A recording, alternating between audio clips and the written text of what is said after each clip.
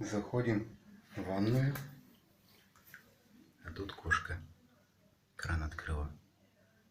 Пить захотела.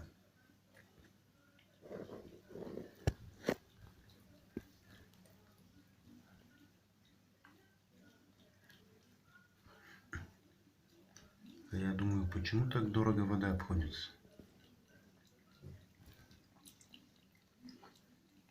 Рика.